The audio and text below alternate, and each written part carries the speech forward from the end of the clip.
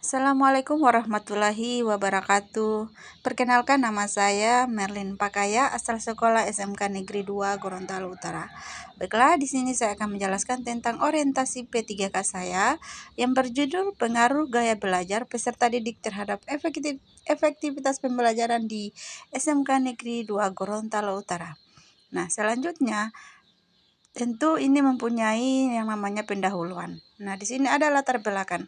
Nah, di latar belakang saya menjelaskan apa itu ASN. Menurut Undang-Undang Nomor 5 Tahun 2015, aparatur sipil negara adalah pegawai negeri sipil dengan perjanjian kerja yang diangkat oleh pejabat. Nah, di sini itu digaji berdasarkan perundang-undangan, sehingga kepegawaian yang disertai tugas dalam suatu jabatan itu mempunyai wewenang dan tugas. Nah, selanjutnya saya mempunyai yang namanya manfaat, maksud, dan tujuan. Nah, di sini saya mengambil ada pengenalan tugas dan fungsi ASN. Kemudian yang kedua, pengenalan nilai dan etika pada instansi pemerintah. Nah, di sini tentu mempunyai beberapa pengenalan tugasnya itu seperti apa, pengenalan nilai-nilai etikanya juga seperti apa. Nah, sehingga itu dapat tercapai.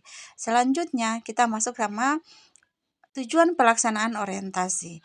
Nah, peserta didik di sini harus mampu memahami program orientasi dan mengenal nilai-nilai dan etika instansi pemerintah. Kedua, peserta mampu mengaktualisasikan nilai dasar ASN yang berakhlak. Nah, kalau kita tidak mempunyai tujuan yang pas, maka ini akan tidak terlaksana. Nah, sehingga tujuan ini mempunyai rencana atau rencana kerja atau identifikasi masalah. Di sini saya mengambil 3, yaitu ada kurangnya penggunaan gaya belajar terhadap siswa, gaya belajar yang monoton, dan guru yang masih menggunakan CBSA. Nah, sehingga masalah yang di sini itu banyak terhadap yang didapatkan di sekolah. Nah, di sini saya juga mengambil satu masalah, yaitu tentang isu yang direncana atau diangkat, yaitu kurangnya menggunakan gaya belajar sesuai yang diinginkan oleh peserta didik.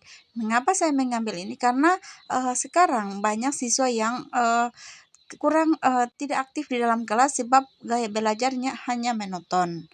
Nah, selanjutnya kita masuk pada gagasan kreatif isu yang diangkat. Nah, sama halnya yang saya katakan bahwa kenapa siswa jarang sekali aktif di dalam kelas, sebab kurangnya penggunaan gaya belajar yang diinginkan oleh peserta didik. Nah, sebab guru hanya menggunakan gaya belajar yang itu saja dan membuat siswa itu merasa bosan.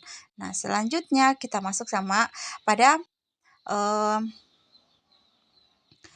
waktu dan tempat. Nah, ruang lingkup dari laporan ini yaitu pelaksanaan orientasi kegiatan dilaksanakan selama 4 hari kerja, terhitung mulai tanggal 12 Agustus di lingkungan SMK Negeri 2 Gorontalo Utara dengan mengorientasikan nilai-nilai dasar ASN yang berakhlak. Nah, selanjutnya kita masuk pada kegiatan perencanaan. Nah, tentu mempunyai persiapan dan konsultasi. Hal yang pertama saya lakukan adalah melakukan persiapan dan konsultasi dengan kepala sekolah pada program studi dan guru-guru SMK Negeri 2 Gorontalo Utara. Kemudian pelatihan bagi guru untuk mengembangkan teknik mengajar lebih menarik. Kemudian yang ketiga, melakukan pembelajaran yang menyenangkan. Nah, selanjutnya rencana kerja menengah sisa tahun kontrak.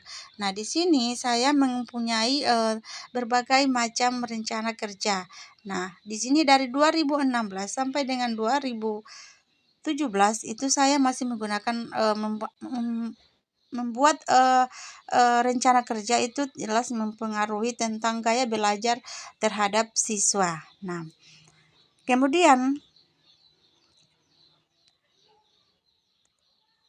sehingga kita masuk pada akhirnya, ya, terima kasih karena kegiatan ini menarik buat saya, sehingga apapun yang terjadi ke depannya itu tergantung guru, sehingga gaya belajar itu disesuaikan dengan kebutuhan siswa bukan kebutuhan guru. Sekian, terima kasih.